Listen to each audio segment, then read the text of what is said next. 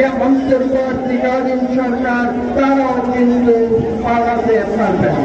আন্দোলনের প্রথম পর্যায়ে আমাদের বিজয় হয়েছে, আমরা এখন দ্বিতীয় পর্যায়ে আছি।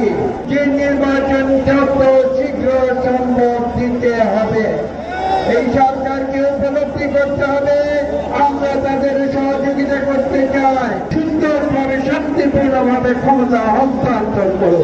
আমাদের নেতা জনাব তারেক রহমানকে বাংলাদেশে ফিরিয়ে আনবো ইনশাআল্লাহ। সময় নয়, বক্তব্য দিতে আসিনি। আজকে আমরা এখানে এসেছি তরুণদের জয়গান গাইতে। আমরা বিশ্বাস করি বাংলাদেশে বিগত 2 দশক ধরে যে আবর্জনা সঞ্চিত হয়েছিল, দেশে গণতন্ত্র ফিরিয়ে আনার জন্য মুখ্য ভূমিকা পালন করেছে দেশের তরুণ সমাজ, ছাত্র সমাজ। কিন্তু চলে গেলে চলবে না, এই সংগ্রাম কিন্তু শেষ হয়ে যায়নি। বিগত আগস্ট এবং জুলাইতে আন্দোলনের প্রথম পর্যায়ে আমাদের বিজয় হয়েছে। আমাদের চেয়ারম্যান সাহেব আমাদের সতর্ক করেছিলেন, আমরা বলেছিলাম যে আমাদের আন্দোলন শেষ হয়ে যায়নি।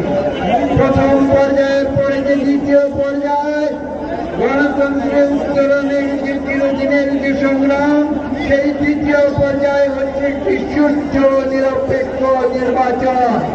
যে সুষ্ঠ নিরপেক্ষ নির্বাচনের জন্য বিএনপি দীর্ঘ 15 বছর জেল জুলুম ভোগ করেছে। আমাদের দেশ নেত্রী বেগম খালেদা জিয়া থেকে শুরু করে আমাদের মাননীয় ভারপ্রাপ্ত চেয়ারম্যান থেকে শুরু করে আমাদের তৃণমূলের কর্মী পর্যন্ত কেউ বাদ যায় না। কিন্তু সময় পড়তেছে তরুণের যে সংগ্রাম, তরুণের সংগ্রামের বিজয় হয়েছে এবং আমরা এখন দ্বিতীয় পর্যায়ে আছি। এটা স্পষ্ট বুঝতে হবে, স্বৈরাচার থেকে গণতন্ত্রের রূপান্তরের পথ কিন্তু কুসুমাস্তীর্ণ নয়। এবং সেই সংগ্রামে আজকে আমাদের সামনে যে দ্বিতীয় পর্যায়ে রয়েছে সেটি একটি সুস্থ নিরপেক্ষ নির্বাচন, যে নির্বাচন যত শীঘ্র সম্ভব দিতে হবে। এই সরকারকে উপলব্ধি করতে হবে আমরা তাদের সহযোগিতা করতে চাই। আমরা কি সহযোগিতা করতে চাই? বাংলাদেশের মানুষ যেতে চায় সেটা হচ্ছে গণতন্ত্র, এবং সেই গণতন্ত্রের উত্তরণের জন্য আমরা এই সরকারকে সহযোগিতা দিয়েছি, দেব।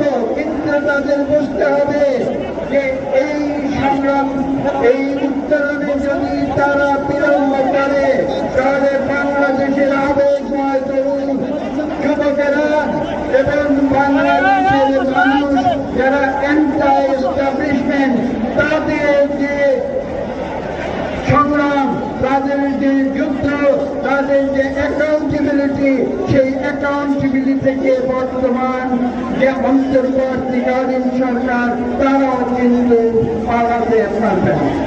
দ্বিতীয় পর্যায়ে সুষ্ঠু নিরপেক্ষ নির্বাচন দিন এবং তারপর তৃতীয় পর্যায়ে তারা বাংলাদেশের মানুষের সঠিকভাবে নির্বাচিত জনপ্রতিনিধিদের হাতে সুন্দরভাবে শান্তিপূর্ণভাবে ক্ষমতা হস্তান্তর করো। আমি বেশি কথা বলতে চাই না, আমি আজকে যে কথা বলেছি, আমরা চাই আমাদের ভারপ্রাপ্ত চেয়ারম্যান যে সংগ্রামে নেমেছেন, তার ৯৭% বাংলাদেশের মানুষ তার আহ্বানে সংগ্রাম করেছে। ইনশাআল্লাহ তার বাকি 10% আমরা রাজপথে থেকে আমরা সেই গণতন্ত্র অর্জন করব এবং আমাদের নেতা জনাব তারেক রহমানকে বাংলাদেশে ফিরিয়ে আনবো ইনশাআল্লাহ।